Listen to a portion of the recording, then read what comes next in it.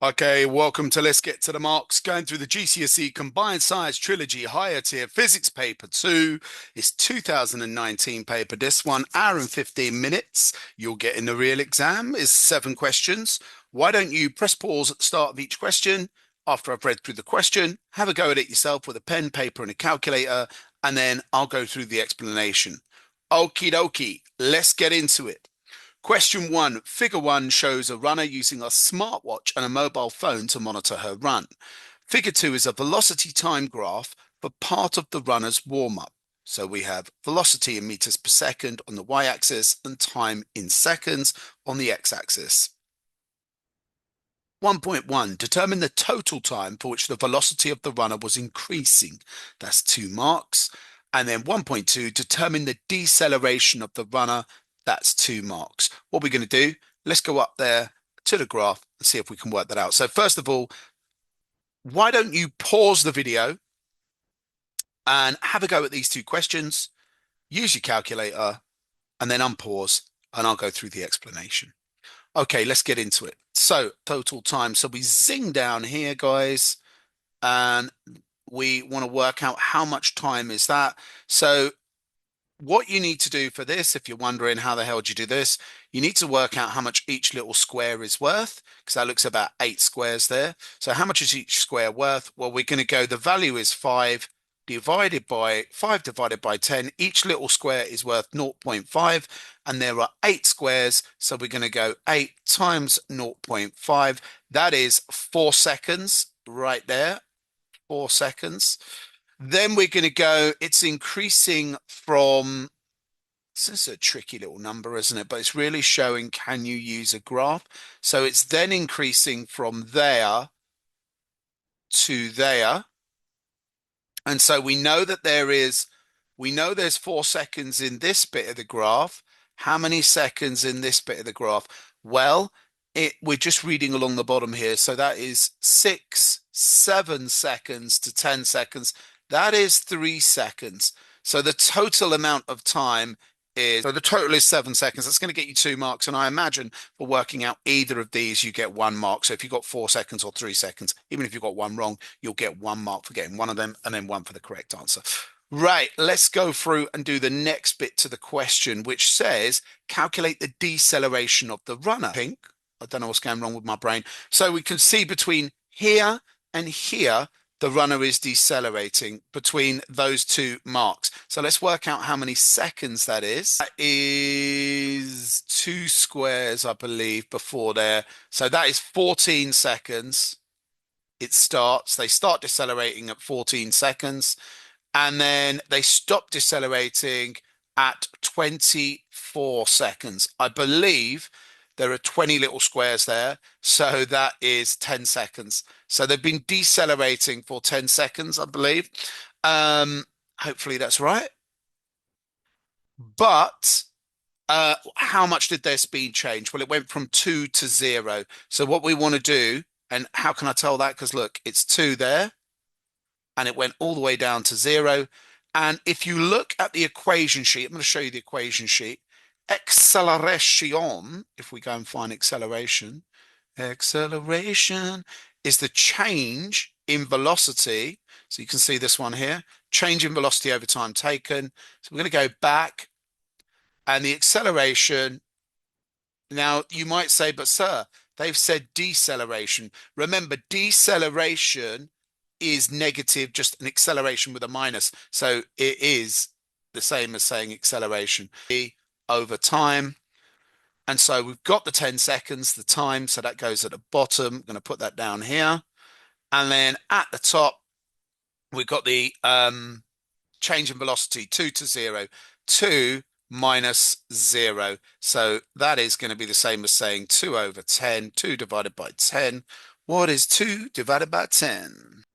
0.2 should have been fairly easy to work out, right? So it is decreasing by 0.2 meters per second. Now, do we get a mark for the units? No, they've put the units for us. So 0.2. So there we go. 1.3. The smartwatch and mobile phone are connected to each other by a system called Bluetooth. The Bluetooth is wireless and uses electromagnetic waves for communication. 1.3 suggests why the phone and watch being connected by a wireless system is an advantage when running. So these suggest questions are just silly questions, but essentially, if you think you're running, right? So this is you having a run. Check that out. Look at that leg stride there. Yeah. Imagine they've got their watch on their phone. What the watch on their phone? What am I on about? Their watch on their wrist. So there's their watch. And imagine they've got their phone on that arm and they're connected by a wire. Why is that going to be a problem when running? So suggest is just any sensible suggestion.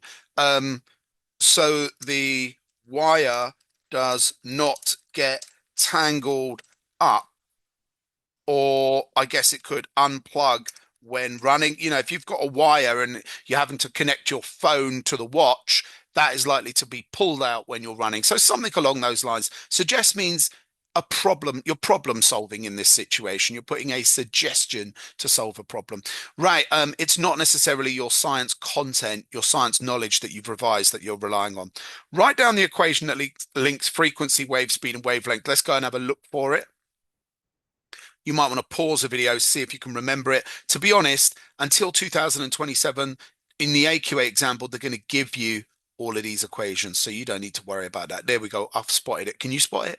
I've spotted it. It's right there. Wave speed is equal to frequency times wavelength. V equals F times this weird symbol here, which is called lambda, that I can never draw properly. So you could write this as F, no, what am I on about? Velocity, that stands for wave speed, times frequency, times the wavelength, which is, oh my gosh, that was my poor attempt at lambda. Or you could type it out, write it out if you're in an exam. So it'd be wave speed equals wave, um, let's just go frequency times lambda. I was going to write, I'm all over the shop here, wavelength. Now, what I would say is you need to know your units. So if you don't know them, it's worth trying to memorize the units. But frequency is in hertz, and wavelength, length, distance, height. In physics, when we're measuring something with a ruler or a tape measure, it's always in meters when you put them in the equation. So you'll need to do conversions if you don't get given the meters. Right, let's read 1.5. That would have got you a mark for locating that. The electromagnetic waves have a frequency of 2.4, what's that, billion? 2.4 billion. Yeah, 2.4 billion, because that's 2,400 million hertz, or 2.4 billion, however you prefer to say it. The speed of electromagnetic waves is 300 million meters a second. Calculate the wavelength of the electromagnetic waves. I'm going to swap to black. Like I said, I was going to swap this before. So what we're going to do is we need to calculate the wavelength. So you're going to get one of these three marks for rearranging this. So if I want to get wavelength on its own, I'm going to divide both sides by F, because F is a multiplier. It's F times wavelength. So if I divide F times by F, that will cancel F out on that side, and that brings F over here. So I end up with this rearrangement, and that is going to get you one mark for correctly rearranging the question. And if the examiner takes mercy on you because your drawing is that bad for the lambda symbol, then you're very lucky. Right, now velocity is, so what you want to do is look at the data and identify what you've got. That is V, that is F. Should have done that first of all. So now I just need to put V over F. So 300, 1, 2, 3, 1, 2, 3, underlineage, and then 2.4, 1, 2, 1, 2, 3. Notice I'm leaving big fat spaces so I don't make mistakes. And then just smash that all in your calculator. You don't need a little dot there, by the way, peeps. You just, oh my days, what happened there? Made that wrong, didn't I? And then smash that in the calc. Let's see what that is. So I got 300 million divided by,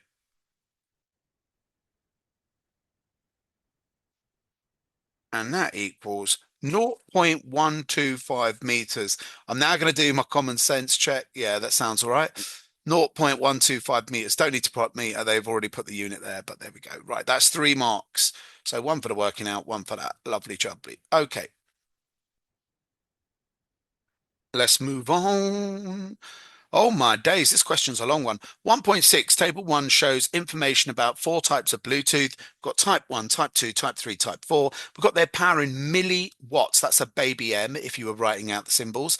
So we've got the power in milliwatts. They're decreasing the power in milliwatts. We've got the range in meters. Mobile phones use type 2 Bluetooth to communicate with other devices. Suggest two reasons why. So we're going to, again, this is a suggest. So why do they use this? Well, let's have a look. Type 2 has a low power. Okay, so it doesn't use a lot of power. So that means it's cheap. The battery doesn't run out. And it seems to have quite a decent range. So I'm going to say it does not use a lot of power. Why does that help it? So the battery lasts longer. If we had this type of Bluetooth in a mobile phone, 100-meter range, but it was using more power, and that's a lot more power, isn't it? What's that? 25 times more power or so, whatever. I don't even know what I'm talking about. That's 40 times more power. So if it was using it, then the battery would run down 40 times more quickly when you're using your Bluetooth. So at that one than that one. Anyway, enough whiffle waffle. The battery's going to last longer, but also um, you only need a 10-meter range. You only need a 10-meter range. That would be my idea. You only need a 10-meter range. Most devices you use will be within that range. So you're not going to need a 100-meter range for your Bluetooth unless you're some sort of spy. There we go. Right, let's move on. Okay, welcome to Let's Get to the Marks. I'm going to go through one of the core practicals for GCSE physics in the AQA specification. This is both for separate science and for combined science. So let's get into it. Okay, question two. Figure three shows the equipment used. Let's read that again properly. Figure three shows the equipment a teacher used to determine the speed of a water wave. The equipment includes a ripple tank filled with water, a wooden bar that creates ripples on the surface of the water, a light source which causes a shadow of the ripples on the screen. The screen's down here, so we get shadows down there. Here's figure three. You've got a support. You've got the wooden bar that slaps down on the water, creating these ripples, a light that then shines down and creates shadows underneath. You can put a massive piece of paper down here for that.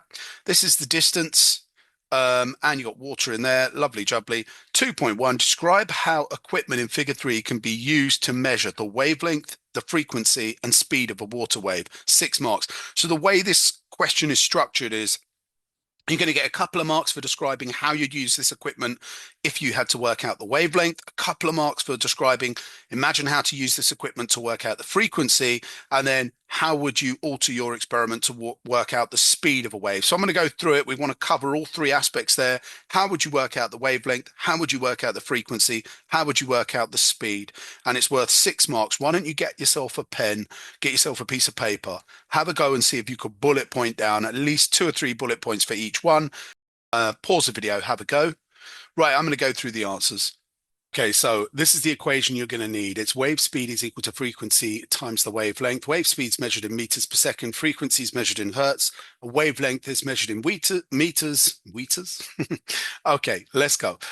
Okay, this question is slightly different than the normal ripple tank experiments because in this one it's saying how would you use this equipment to calculate wavelength, frequency, and the speed of a water wave? So we've got to explain all of them. Often they'll say use this equipment to calculate, say, wave speed. In that situation, you can just say use this equation, find the frequency from the signal generator. Now the signal generator is essentially a little machine, and this is going to be connected to the paddle and is what's going to make that vibrate up and down at a certain frequency. So this will decide your frequency, and this is called the signal generator. In the situation where they say, how would you calculate frequency? You can't just for 6 marks say, yeah, look at the signal generator. But if they've asked you to calculate wave speed, you can say, well, find the frequency from the signal generator because you will set it yourself, whatever frequency you choose, and then go into an in-depth discussion of how to just find an accurate wavelength.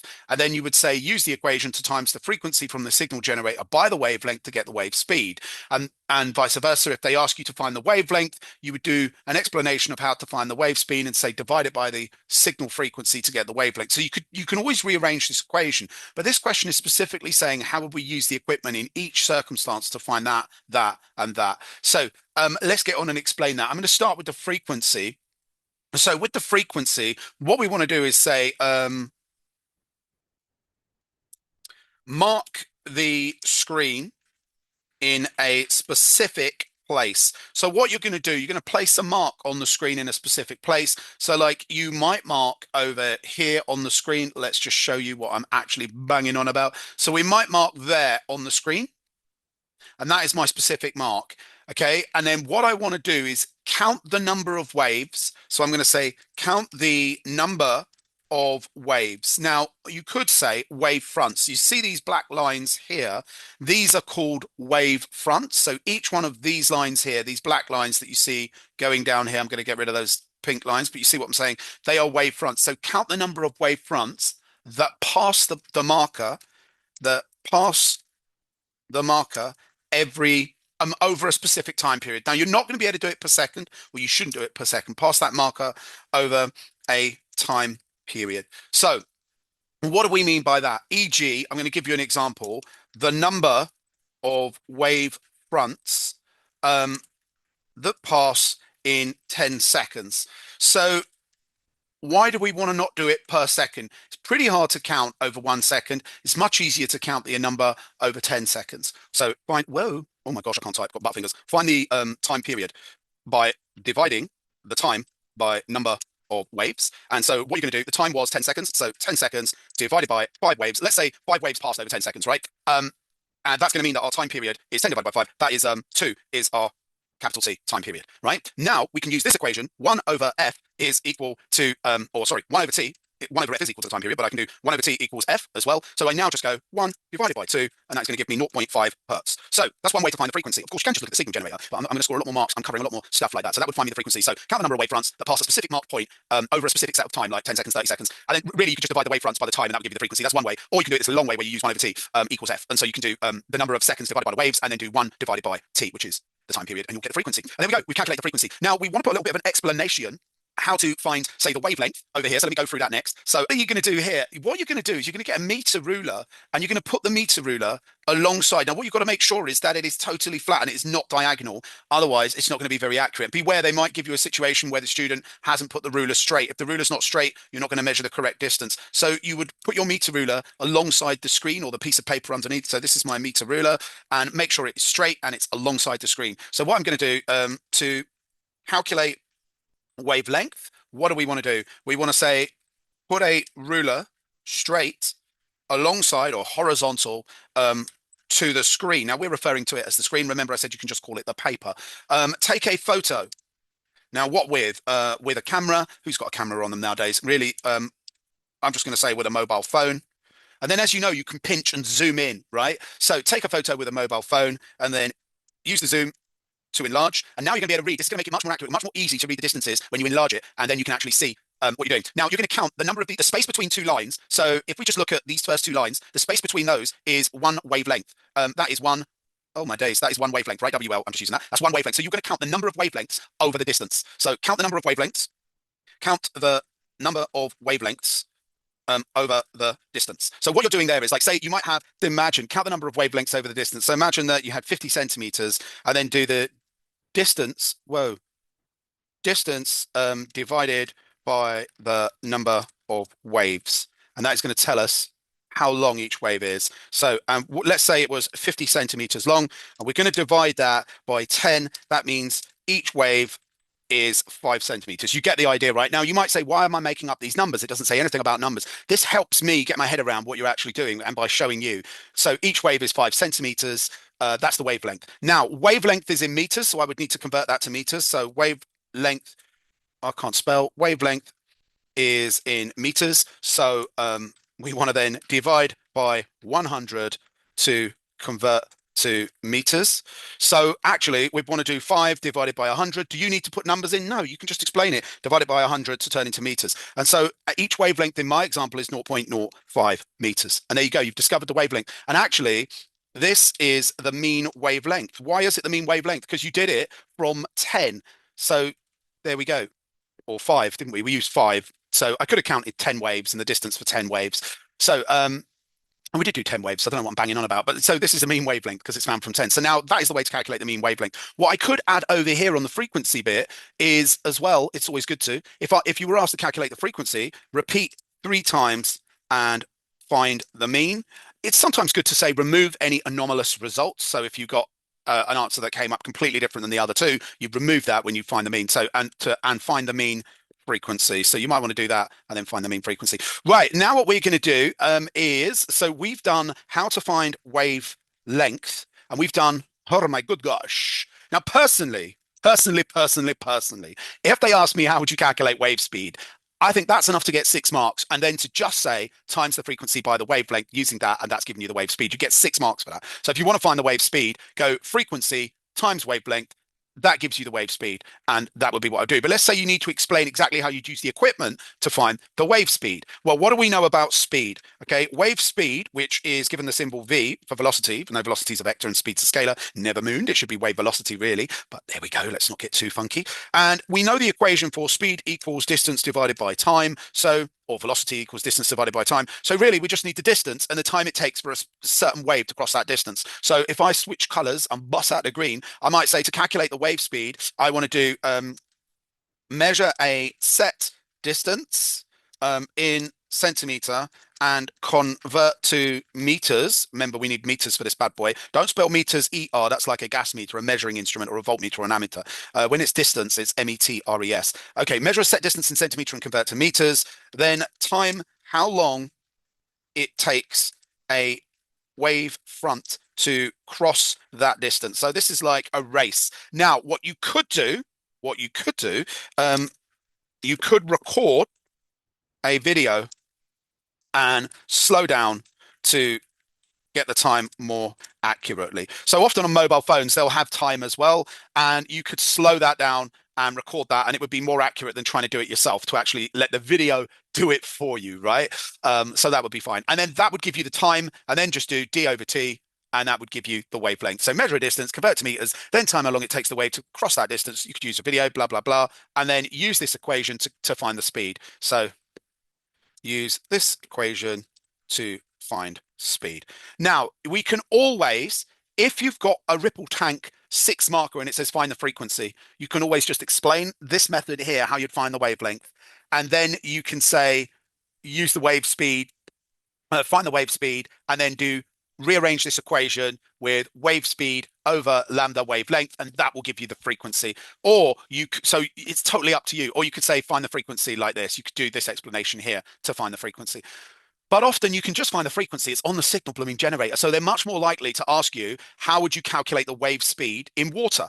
The water speed or the speed of waves, mechanical waves in water. These are mechanical waves and they're in the water. So they might ask you to find the speed of mechanical waves in the water. And what you could do in that 6 marker is say, look, find the frequency from the signal generator, because you'll set it by this signal generator. So then you don't have to explain all of that. Then what you could say, you could do all of this as your explanation how to find the wavelength. And then you would say multiply frequency by wavelength to get the wave speed. And that would be fine for 6 marks. So alternatively, if you're feeling like it, you could go into the detail about how you find the frequency, how you find the wavelength, then say multiply together and find the wave speed. I kind of find this method here is a little bit difficult to actually mark. How do you actually mark a wave? These are all shadows on the screen. How do you know which is the shadow you're looking at and that it's crossed the distance? This appears on mark schemes, but I'm not too keen on that method for finding the wave speed. Personally, I find these much more accurate and then just use the equation to rearrange. Anyway, I hope that helps. Sharing's caring. Hit the like, punch up the bell, subscribe. Let's get to the marks.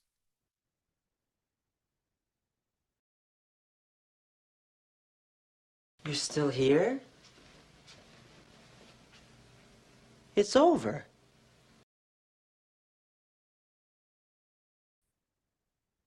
Okay, the teacher put a plastic duck in the ripple tank as shown in figure 4. The plastic duck moved up and down as the waves in the water passed. How does the movement of the plastic duck demonstrate that water waves are transverse? Pause the video, have a go. Okay, I'm going to go through the answer. You've got 2 types of waves. You have longitudinal and transverse. If we're dealing with transverse waves, T for transverse, as the wave travels from A to B, so as it travels in this direction, A to B, you get oscillations or vibrations that we say are perpendicular. I'm just going to write perp. They're perpendicular to the direction of travel. So this means as the waves go through the duct, if you imagine that is A and that is B, and the wave is going horizontally through the duct will bob up and down because the water particles are oscillating up and down. They're staying in the same location like that, but they're going up and down. So if it was longitudinal wave going through this duct, it would be different. It would be going backwards and forwards because longitudinal waves, if you imagine the direction of the wave is A and B, what happens with longitudinal waves is the vibrations or oscillations, as they allow you to say, are parallel, not perpendicular. It still begins with a P, but they are parallel to the direction of wave travel. So this means the duct would go forwards, backwards, oscillating around a particular point, but forwards and backwards, not perpendicular across the direction of the wave. So what we want to say here for our answer, how does it demonstrate the duct moves up and down? We can say perpendicular.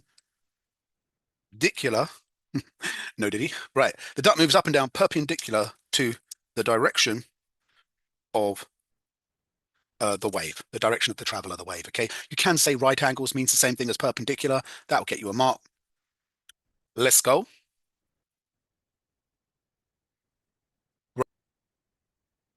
Okay, 2.3. The teacher measured the maximum height and the minimum height of the plastic duck above the screen as the wave passed. So basically, you've got the wave going like that. And remember, our duck is moving up and then it's bobbing down like that, right? Up and down as the wave goes through. The teacher repeated his measurements.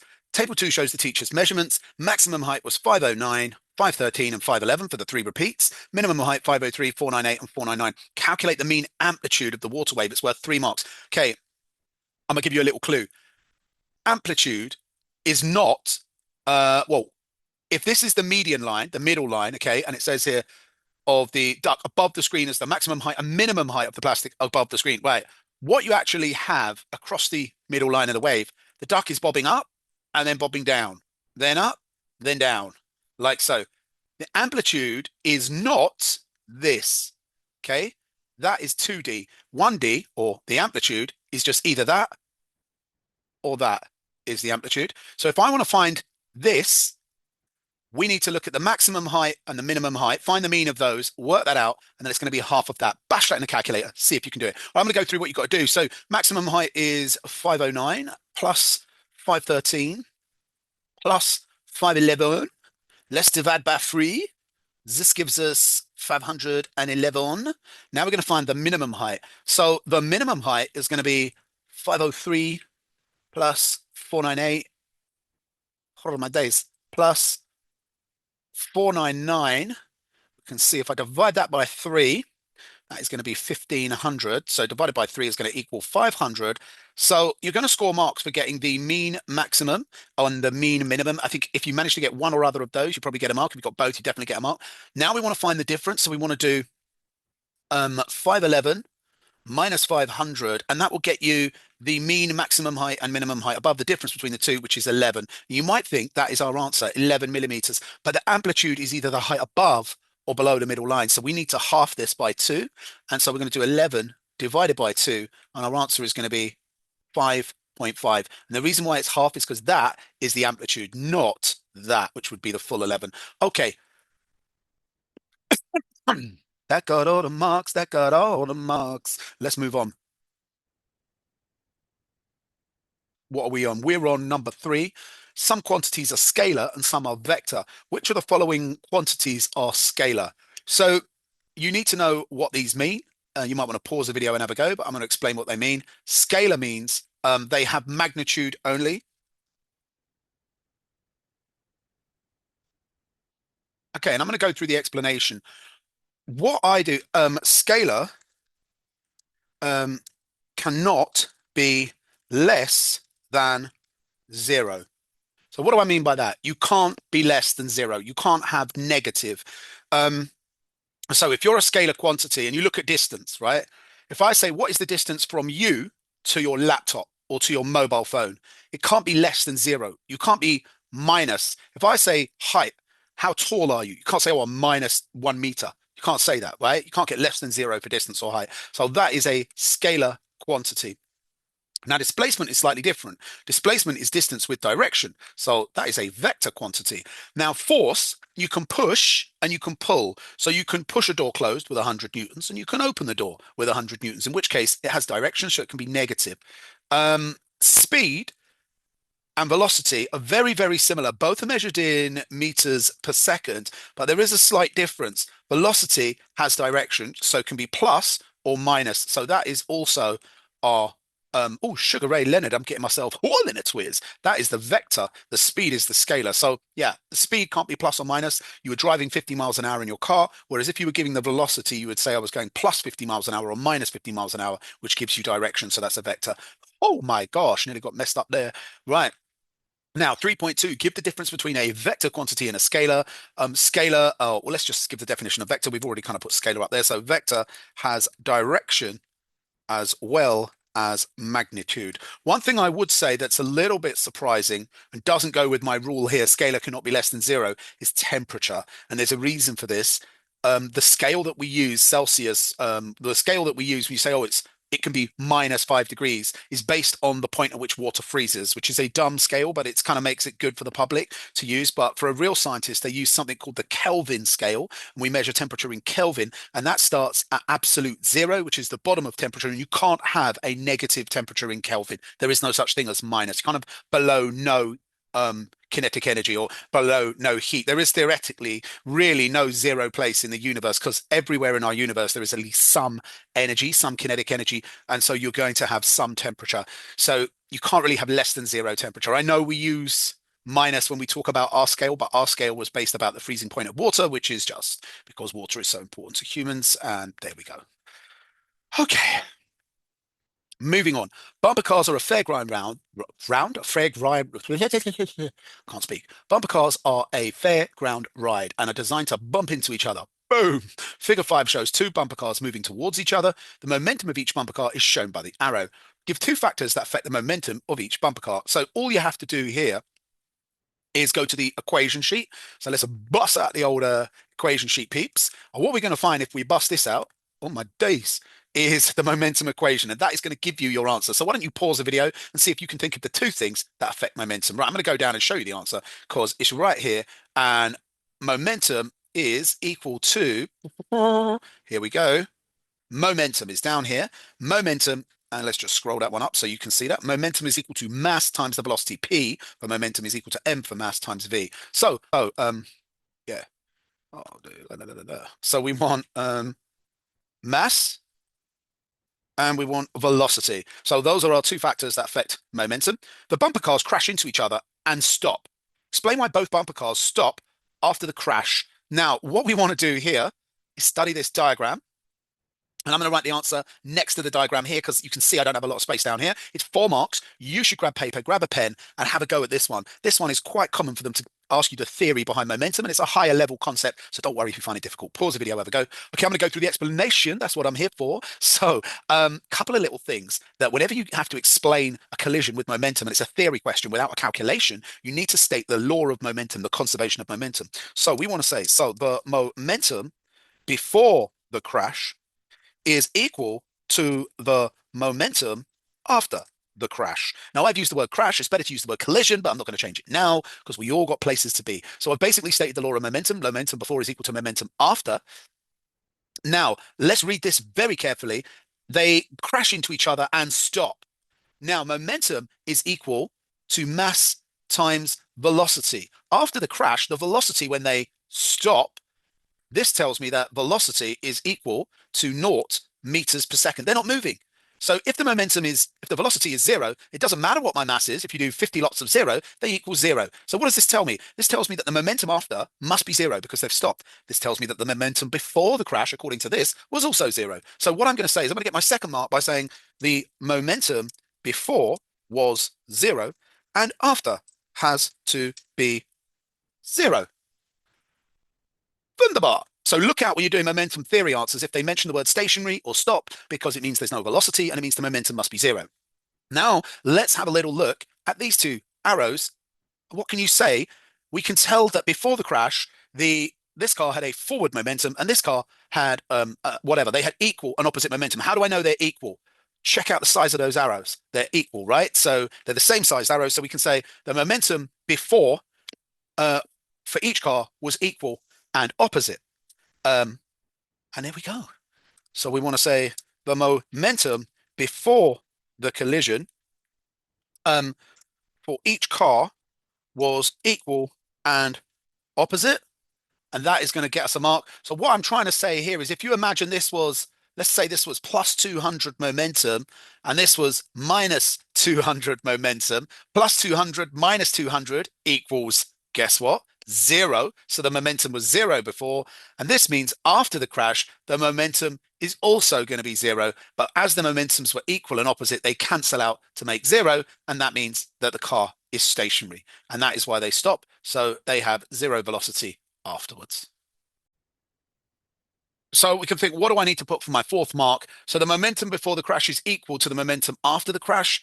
The momentum before was zero, and after has to be zero.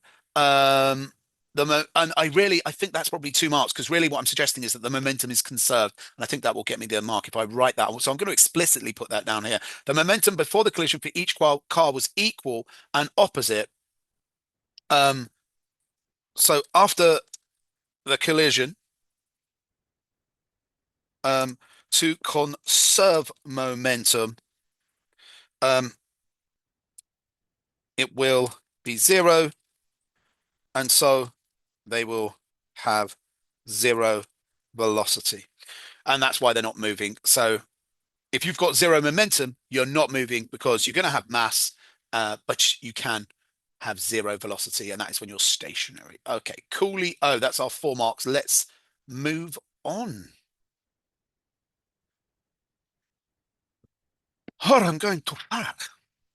Right, we've got a magnetism question. So figure 6 shows a wire in a magnetic field. Here's the wire. The direction of current is shown. Yeah, you can see the current. There's the arrow. The current is going that way.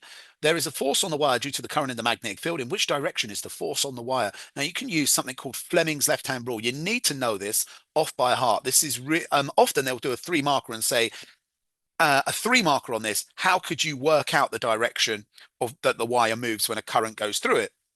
And you can just explain Fleming's left-hand rule for those marks. So you've got your thumb, right? Actually, let me draw it in line with this thing here. Okay, so we've got okay, so Fleming's left-hand rule is like that. Got your thumb, you got your first finger, second finger, then you got your knuckles are your third and fourth finger like that. Okay, now the thumb is force or movement. I like to think of if you write the word thumb, has an M in it for movement, and then first finger has an F in it, which tells me it is the magnetic field. Okay, so that's the magnetic field. And then second finger has a C in it, and that C is for current. Okay, so what you have to do with Fleming's left-hand rule is align this, and wherever your thumb points is the direction the wire will move. And the two that you align are at right angles to each other. Make a little gangster Batman sign. And then the first finger and the second finger are at right angles to each other. Oh, no, I don't think you're much of a Batman if you make that kind of sign. But yeah, the first finger, you're going to line up with the magnetic field. Now, if we have a little look here, the magnetic field always goes from north here to south at the tip of the first finger. So we want to line up like that, north to south, because that's the north and south pole. We want to line our finger up like that, just like it is here. So, does that mean that the wire's moving up? Well, no, because look the direction of this current. This current is going that way. My finger is showing the current coming this way. So I need to rotate my fist round, to rotate your fist 180 until this finger is pointing in that direction. And if you do that, you're going to find your thumbs going down, the magnetic field is going like that, and your second finger, the current finger, is there, first finger there, and the thumb there, right? We had the M for movement or thumb there. So actually, oh my good gosh, which way is this wire going to move? This wire is going to move down. So it's going to move down. And how did I know that? I had to align my magnetic field going this way, north to south, align my current finger by turning my hand upside down so that my second finger can point that way into the paper. And that means that it's going to move down. So this is the correct answer. Of course, if the current was going this way, you would just reverse it and the wire would move up. Okay, anywho, that's the correct answer. That was a bit of a long explanation, but Fleming's rule is quite hard to apply. But definitely memorize what each bit does. Give two ways the direction of the force on the wire could be reversed. Right. So if I want to change the direction, what would you change about your hand? Think about your hand that we just put up, or Fleming's hand. If I want to change the thumb, what can I change? Well, I can change the magnetic poles. I can put South Pole there, North Pole there. If I do that, that is going to mean I need to change which way my first finger points. And if you do that, your thumb points somewhere else. And then the other way is to change the direction of the current. So you can either change the direction of the current, so this finger or that finger. If you change any one of them, then you're going to change the thumb because they all stay together. So we can just say changing the current or changing the direction of the magnetic field. So let's say changing the poles of the magnet around, and then you could um, change the direction of the current in the wire, and that is what you're going to do. Look how I've spelled magnet, magent. They should have called magnets magent. It's not a spelling mistake. I'm just at a higher level. Right, 2 marks. And let's go. 4.3. The length of wire in the magnetic field is 0.05 meters. The force on the wire is 0.072 newtons. The magnetic flux density is 360 baby M, capital T. What does that stand for? That stands for milli Teslas. Calculate the current in the wire. Use the physics equation sheets. Okay, we're going to bus over to the physics equation sheet. Bear with me, folks. Where is the physics equation sheet? This is not what I want. There it is. Okay, hold on, peoples. And then we're going to find this. So we've got over here, I'm going to highlight it for you guys. And then I'm going to make it big for you. No diddy. And I'm going to zoom up. Oh my days. What's going on here? Oh, I lost the highlight. Never mind. Let's re-highlight. So this is the one. You got it on your you got it on your physics equation sheet. So force is equal to current times magnetic flux density times current times like whatever. Yeah. Okay. So we've got force F equal to magnetic flux density in Teslas times the current I times the length in meters. FBIL. F Bill. And as I've said before, don't be so rude to Bill. Yeah. He's never done anything to you. So yeah, let's get on. Right. Let's write this down and let's rearrange. So F equals B I L. And what we're going to do is just plug the numbers in. What have we got to find out? Calculate the current, right? The current is I. We've been given T. We've been given B. That's basically Teslas. We've been given F, newtons, and we've been given L. So all you've got to do is rearrange that to find I. So you could just do F over B times L equals lovely I. Now, there is one nuance to this. You get 1 mark for rearranging, selecting the equation and rearranging the equation gets you a mark. So even if you just put the letters and you do no more. And then you're going to get like 3 marks if you substitute the numbers and then you forget one thing. So if you put in force at the top and then you put the Teslas at 360 and you times that by 0.050 meters, then you're going to gain another mark. But, this is milli Teslas, the baby M. That means 1,000th of a Tesla. So how much is that in Teslas? I need to put that over 1,000 to convert 360 into that. So it's really 0.36 Teslas. So actually, the final equation, if you want to get all 4 marks and get the correct answer, you need to do 0.072 over 0.360 times 0.050, and that is going to get your current. So let's whack that in the old calc. Oh, that was 50, not 56, you donkey. Inky Pinky Ponky, the teacher is a donkey. Right, what we want to do is 0.072 divided by answer. We get 4. So the answer is 4 amps. Give yourself a pat on the back if you got it right. 4 beautiful marks. Right, where are we? Where are we? 4.4. Figure 7 shows a simple motor. We've got North Pole, South Pole, nice horseshoe magnet there, coil axle, which is, yeah, got coil around it, nice. Carbon brushes, split ring commutator.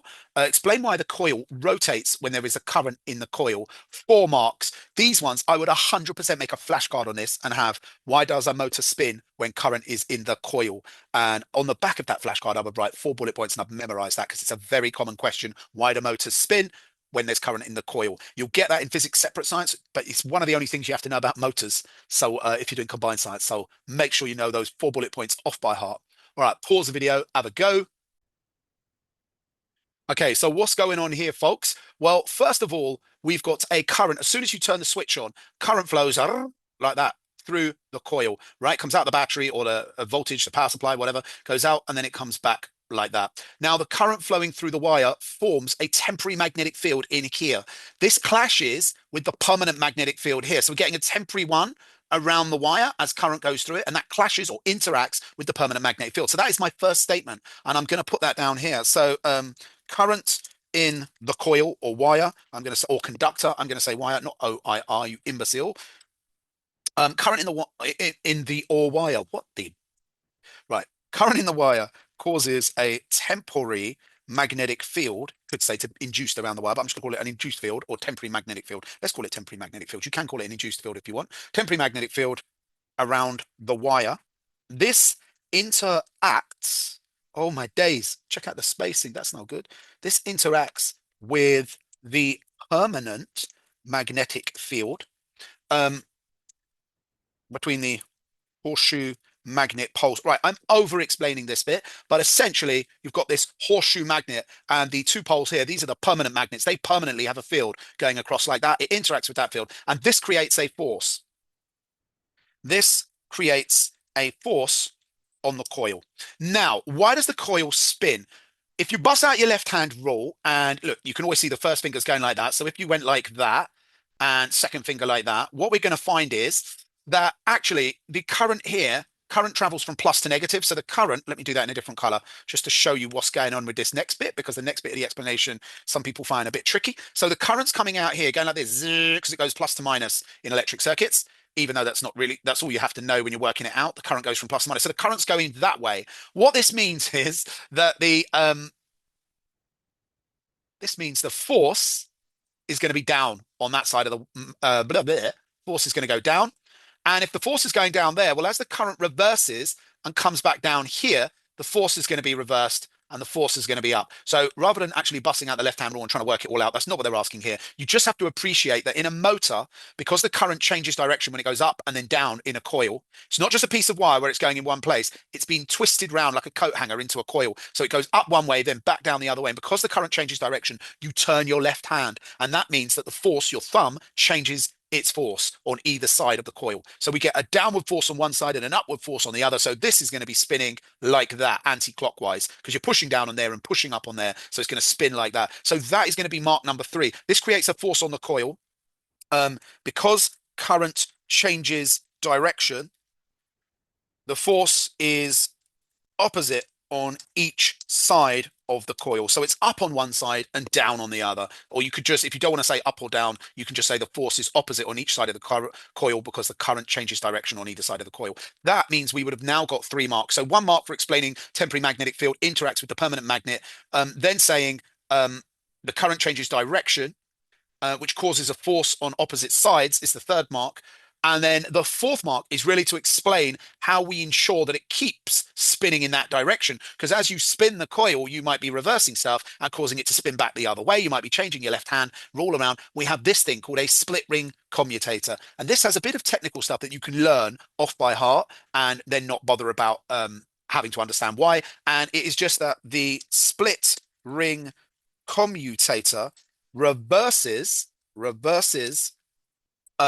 the connections, the electrical connections. Really, I should say electrical connections. Let's say there's the electrical connections or electrical poles um, every half turn. Now that's the explanation of how it works. We don't necessarily need that. You can alternatively, if that sounds too complicated to memorize, you can alternatively just say, the split ring commutator ensures the motor always turns in the same direction. So in order to keep the motor rotating in the anti-clockwise direction like that, these electrical connections are being reversed because this thing has brushes on it. These are being reversed every half a turn. So as it gets 180 degrees up, the connections flip round. So what that means is that it always is going in the same direction. And you can use both of those lines there, or just one of those will probably get you the 4th mark. And there we go. That's all the marks. As I said, it's easier to put that on a revision card and just memorize that. Right, we're nearly there, folks. I know it's painful. Figure 5, figure 8 shows some springs inside a mattress. Here we go, springs inside your mattress in your bed. Which proportionality is true when a force is applied to a spring? So when you put a force and you squish the springs, what can we say? Force is equal to the energy stored. Force is equal to the extension. Force is equal to the length. or force is equal to the spring constant? That is quite difficult, this one. Well, I know that there is an equation on my equation sheet, and it goes force is equal to K. Is it 0.5 KE, or force is just equal to KE, isn't it? Let's check it because I don't want to get it wrong. And guess what? We don't have to stress about memorizing it because until 2027, they're going to give you all of these off by heart. You won't have to know them off by heart. I don't know what I'm waffling about off by heart. You don't have to know them. So here we go. Force is equal to the spring constant times the extension. And it means F is equal to KE.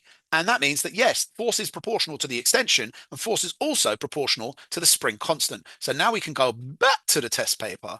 This one, which proportionality is true of the force applied to the spring? Well, because the springs aren't changing their material, we've got F equals KE. K stands for the spring constant. E stands for the extension. So we know it's not energy. We know it's not length. We know it's either force is proportional to extension or force is proportional to the spring constant. Well, if you keep either one of these the same, then that is true. So if K is kept the same, then force will be proportional to E if K is always constant. Which one is constant? It's K that's constant. So really the force is proportional to E. The extension of a spring is going to vary depending on the force applied. So we're going to say the force is proportional to the extension. Um, a spring constant remains the same for a particular, whoopsie, why have I put a tick there? I meant a tick to go there. What? Idiot. Why is it not proportional to the spring constant? Well, because the spring constant always remains the same for a particular material. So if that is aluminium, or if that is copper, or if that is a brass spring, it will have a specific spring constant that stays the same, which means that the varying factor that changes the force is how much the spring extends. So if that is 5, then that for copper, that will always be 5. And if my extension is 2, then 2 times 5 equals 10. Now it's got the word constant because it doesn't change. So it should be now I go, oh, what about if it's still 5, the old spring constant, but we change the extension, I'm making a hash of this, to 10, then you go 10 times 5 is 50, right? So you can see there it's the extension that counts. Spring constant stays the same. Gosh, I'm waffling. I'm more likely to make people fail like that. Never mind, I'm having a bit of a mare on this one, peeps, but we're going to push through. Let's go. A mattress contains 1,200 identical springs. A person lies on the mattress and the springs compress. The mean force on each spring in the mattress is 0.59. Calculate the mass of the person. Gravitational field strength is 9.8. We've got 4 fat marks. So what we want to do here is we've got a couple of equations we're going to use here. So we're going to bust out that equation, which is, oh, we've got two lovely equations. So I could go to the equation sheet and show you them because they're both on your equation sheet. But we've got F equals KE, which we just did. So have we been given a spring constant? The mean force on each spring on a mattress is 0.49. Oh no, we don't even need that, do we? A person lies on a mattress and the springs compressed. The mean force on each is 0.49. We don't need that. We don't need it, peeps. We don't need it. Why don't we need it? They're giving me force and they've given me this. So yes, I can work out the force, but they've not asked me for the extension. They've asked me for the mass. So I need the mass equation, which also involves gravitational field strength. And if I was to go to the equation sheet, you would see that there is weight, which is a force, is equal to mass, which is normally in kg. In physics, it's always in kg, and that is times gravitational field strength, lowercase g or GFS, and that is 9.8 Newton per kilos. Sometimes you can think of it as an acceleration, 9.8 meters per second to the two. Right, let's go and just mash these in and work it out. Now, look, we've got 1,200 springs. We've got to do that times that to get the force. So we get our first mark from doing that. You should have paused the video and had a go. But this one's been a ropey old walkthrough. But you know, that happens sometimes.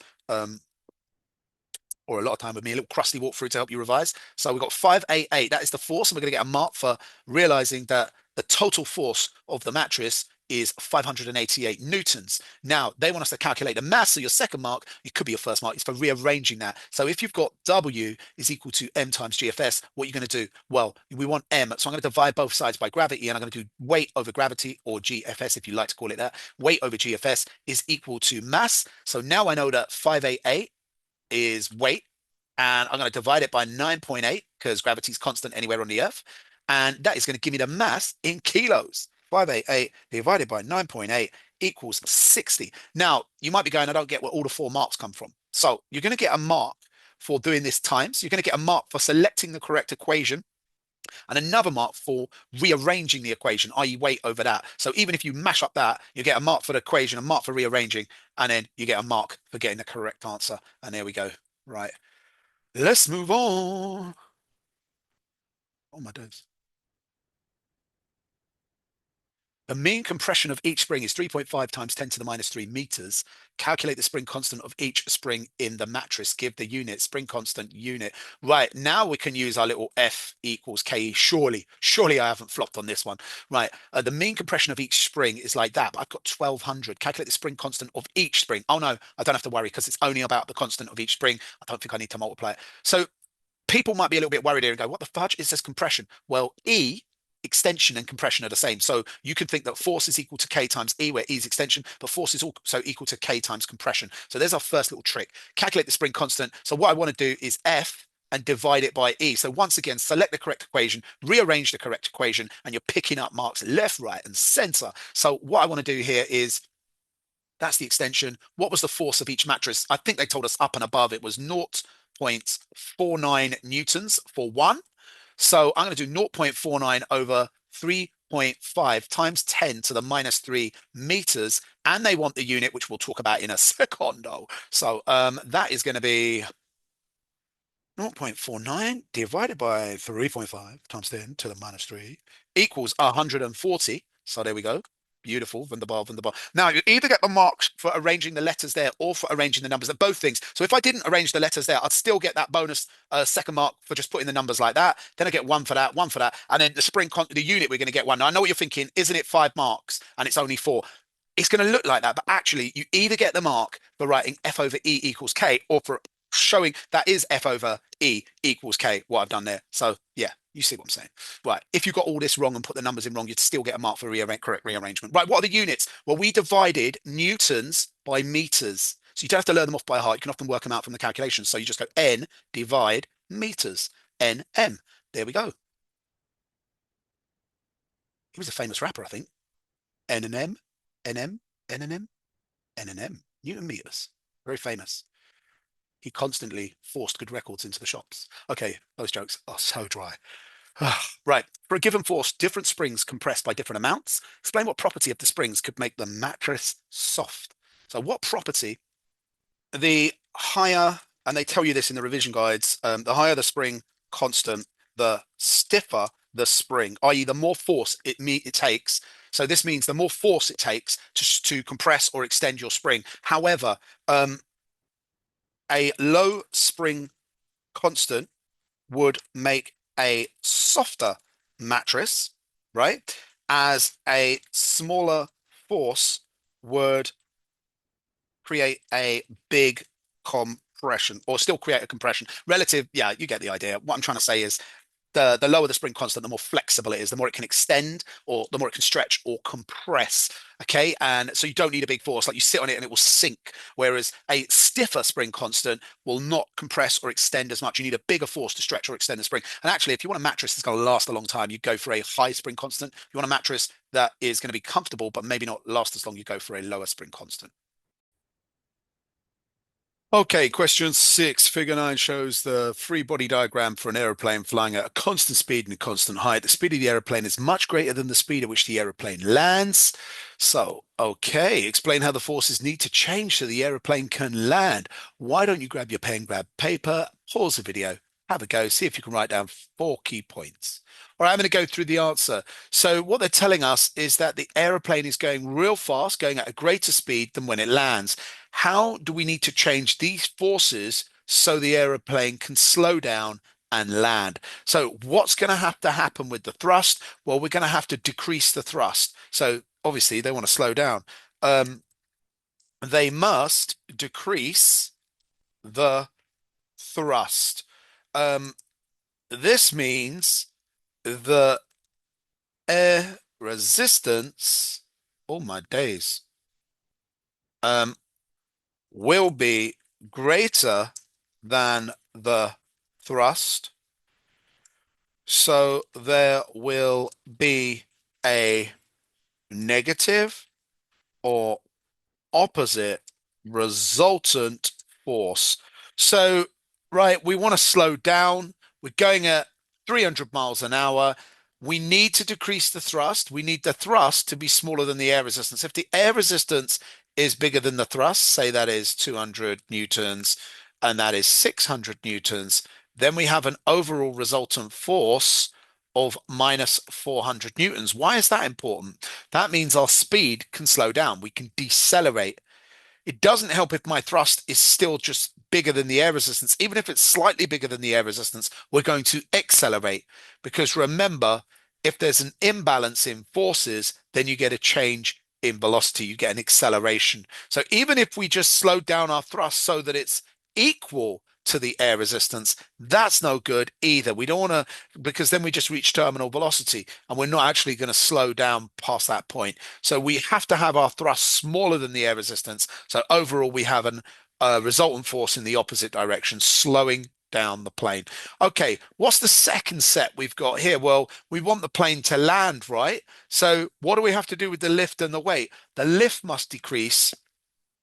Um, the lift, oh my gosh, can I spell? No. The lift must decrease. So there is overall a resultant force going downwards. Otherwise, the plane can't go down and land. Now, what I might want to say, the lift must decrease so that it is smaller. Let me add that in, eh? The lift must decrease so it is less than the weight. So it's not just about the lift decreasing, it must be less than the weight. And I kind of said that anyway by saying so there's an overall resultant force going downwards, and that will get me the 4 marks. Let's move on. Right, 6.2. The aeroplane lands at a speed of 80 meters per second. After landing, the aeroplane takes 28 seconds to decelerate to a speed of 10 meters a second. The mean resultant force on the aeroplane as it decelerates is 750,000 newtons. Calculate the mass on the aeroplane. What we're going to do, yes, we have an equation sheet to look at. I'm not going to bother for this one, but what we're going to do is show you how to break down a question like this. Why don't you grab your calculator, pen, paper, have a go first, and then I'll go through the answers. Right. How I break down this question, when you have data like this, numbers flying off the page at you in a physics exam, identify using the symbols, the equation symbols, what these units mean. So 80 meters a second, what is that? That's a velocity. And actually, that's initial velocity. And then they tell us that it decelerates to a speed of 10. That is a final velocity. Okay. And also, we're told this word decelerate, and that is 20. It takes 28 seconds. Actually, 28 seconds is time. So decelerate means acceleration. Decelerate, accelerate, they're the same thing. Decelerate means negative acceleration. So I've been given time, velocity, a final and initial velocity. Actually, I've got that lands at a speed of 80. After landing, it decelerates to a speed of 10. Actually, I've written those the wrong way round. Give me 1 secondo, folks, because my tune's about to. Right. I've written those the wrong way round. That is initial and that is final. I mean, it's not too important, but yeah. So that is final velocity is 10. Always kind of assume the bigger velocity is the final one, but we're decelerating. So that's what screwed me up there. So I've got these different units, time, initial velocity, final velocity, acceleration. And then I've been told I need to find the mean resultant. No, I've been given the mean resultant force. So I've got F, force. And then I'm asked to calculate mass, M. And then you're like, oh my gosh, you can tell from all these different letters, I'm going to need at least two equations from my equation sheet. And the ones that strike me, if you've got the force and you need to calculate the mass, well, there's this one, force equals mass times acceleration. The problem is we've been told about A, but we haven't been given A. But you should realize that there's another equation that can get you A, and you can get it from UVT, and it is V minus U divided by T gives you A. Now you can see the two equations that you're supposed to use. See if you can have a go now and work it out. Okay, I'm going to go through it. We're going to use this one first. So we're going to go 80 minus 10. That means our change in velocity, our delta A is 70 meters per second. We're going to divide that by the time of 28. So 70 over 28. What do we get? Where's my calculator? I'm not good enough to do that. That's 2 point something, isn't it? 70 divided by 28 equals 2.5. Okay, That is the acceleration. Now, the units for acceleration are meters per second with a little two. Why is that? Well, this is ms and this is s. So if you divide ms by s, you get ms2. Right. What are we going to do now? We have the acceleration. I suggest that's got us 2 marks minimals. Now we need to whack that acceleration over here and we need to rearrange this equation for another mark. So I'm going to do f, divide both sides by a, and that is going to leave me with f over a equals m. That's going to get me a third mark. Now, they can give you the mark if you just write the numbers. You don't need to write the letters like that. The force is 750,000 newtons. We're going to divide that by the acceleration, which was 2.5, and that is going to give me. Now, we're also going to do our common sense check. 750,000 divided by 2.5. That gives me 300,000 kilograms. That is some heavy, right? And that is going to get us all of the marks. Now, what we need to check is, does it make sense? It's an aeroplane. Well, that makes sense, doesn't it? You've seen how big those aeroplanes are. You would expect it to be very heavy. A car weighs about 1,000. So you're looking like 300 cars. That makes sense. Car's about 1,000 kilos, 1 or 2 tons, depending on the size of your car. So 300 cars, that makes about sense for a big aeroplane. Okay, great. Let's move on. Always good to do a common sense check. You know, if they were talking about how much does the beaker weigh or how much does the football weigh, and you get 300,000 kilograms, that should set alarm bells off in your head. Question seven, wavefront diagrams are used to explain why light refracts when it passes from air into glass. Explain why light refracts as it passes from air into glass. So, as it crosses the boundary at a medium at an angle, so as it crosses the boundary um, between two mediums at an angle. So you can see it's at an angle and it's going from air to glass. Um, it's changing in density. The mediums change in density. Okay, so we've got a change in density. Glass is thicker than air. And what we want to say here, have a look at the wave fronts. These are the wave fronts. What has happened to the wavelength? You can see it right there, what's happened to the wavelength. So the wavelength has decreased. How can I tell that from, decreased? How can I tell that decreased from the diagram? Check out the black lines. The distance between that is one, that is a wavelength. The black lines represent the wave fronts. We can tell that the wavelength has changed. Let's look at the equation. The wavelength has got smaller. So you can see that right there. There's been a decrease in wavelength. By make that fatter,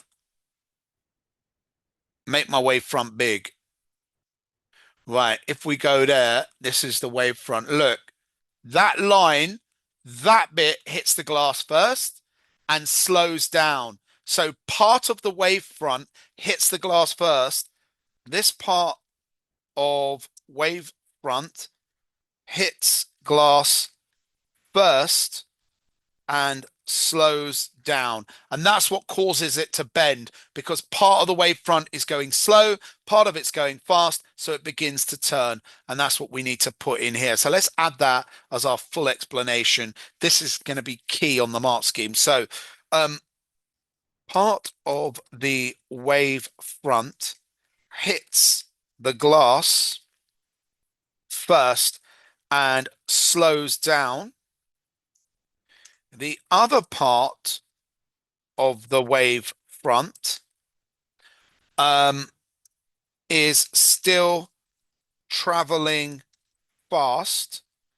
This causes the wave to refract or bend towards the normal line. Okay, so the pink bit there is where you're going to get all of your marks, but you are going to need to mention that it's at an angle, and you are going to need to mention that the velocity has decreased. Right, let's move on. Oh my good gosh, 7.2 figure 11 shows a ray of red light entering a glass prism. Complete the ray diagram to show the ray emerging. So it's going from air into glass. So it's going from air into more dense. It's going to bend towards the normal line like that, folks. It's going to bend towards the normal line. So we could go like that. And then what I would have to do here is draw another normal line. So we've bent towards the normal line as we've gone in, but then we're going to emerge into less dense. We're going to bend away from the normal line on the way out. And if we check that out, yeah, it's going to be basically perpendicular to the normal line there. Okay, cool. And that should get us all at a mark. So 1 mark for it changing in any direction, even if you had it going wrong. 1 mark for it bending towards the normal line, and then on the way out, bending away from the normal line. Okay, let's swing down. What's this? End of the test. Lovely. White light's made up of a continuous spectrum of different wavelengths that all travel at 3 times 10 to the 8 millisecond meters per second. Sorry, excusez-moi. In air, rainbows are produced because different wavelengths of light travel at different speeds in water. Figure 12 shows the speed of different wavelengths of light in water. The speed of light in water times 10 to the 6 meters per second. We have different wavelengths of light from 400 ranging up to 700. Explain why violet light is refracted most as it enters water. If you think of the electromagnetic spectrum, you've got radio, microwave, what is it? Infrared, visible light, UV, yeah, UV, X-ray, gamma. Now, let's just focus on visible light.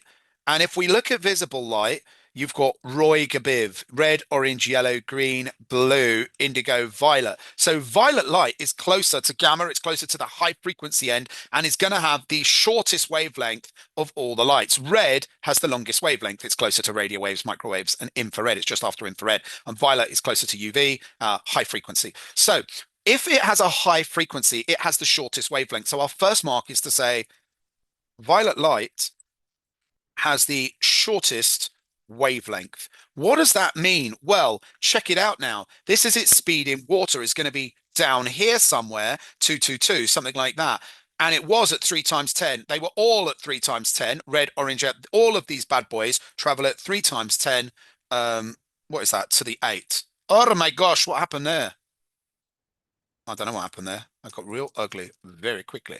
So all of them travel at 3 times 10 to the power of 8 meters a second. But violet light has dropped the most. It's had the biggest change in speed because it's dropped down to 222. Whereas like red light would be with the largest wavelength would be traveling at like 226. So what we want to say is violet light is the shortest wavelength.